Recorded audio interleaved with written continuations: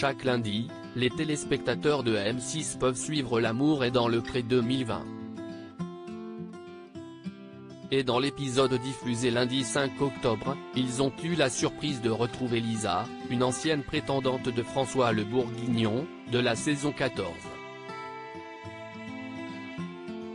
À cette occasion, Anne Cantegrit-Thomas, conseillère artistique du programme, a accordé une interview pour Télé Loisirs afin d'expliquer s'il y avait des règles particulières concernant les anciennes participantes qui écrivent de nouveau à un agriculteur.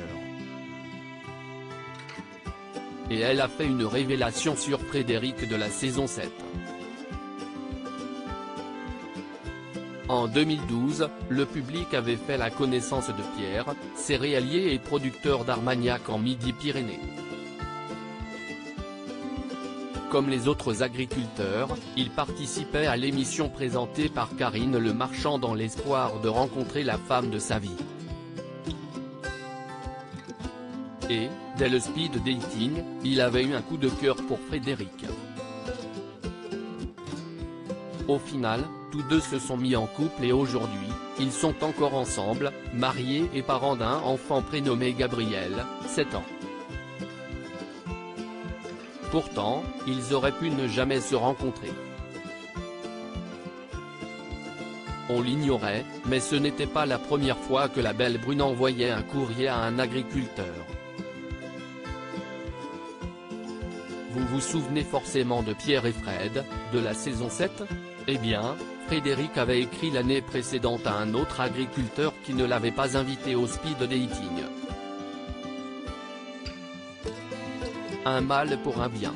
Elle-même le dit, heureusement que je n'aille pas été retenue, car l'année suivante, je rencontrais l'homme de ma vie. Et heureusement que l'on n'a pas écarté sa lettre parce qu'elle avait déjà écrit, a confié Anne Cantegrit-Thomas à Télé Loisirs.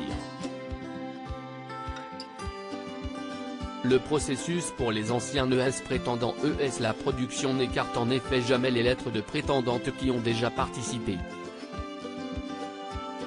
On a pu le voir avec Lisa hier, Françoise, 2016 et 2017, ou Marie, 2011 et 2016. Mais comme pour les autres prétendants ES, elle vérifie que la prétendant E est bel et bien sincère. On leur explique aussi que ce n'est pas parce qu'ils ont participé à l'émission qu'ils vont forcément être choisis pour aller à la ferme cette fois. On essaie de les protéger en leur disant que cela peut se passer autrement. On les prévient aussi de l'importance des réseaux sociaux. Une fois que l'on a des réponses et que la démarche nous paraît sincère, je ne vois pas pourquoi on interdirait la venue d'un ou une prétendante. Il n'y a pas de règle absolue, a précisé la conseillère artistique du programme. Dans le cas où la prétendante ou le prétendant est choisi pour venir au speed dating, il ou elle a la possibilité de préciser personnellement à l'agriculteur ou l'agricultrice qu'il ou elle a déjà participé à L'amour est dans le pré. Lorsqu'ils ne le font pas, c'est Anne Cantegrit-Thomas qui l'annonce aux candidats concernés.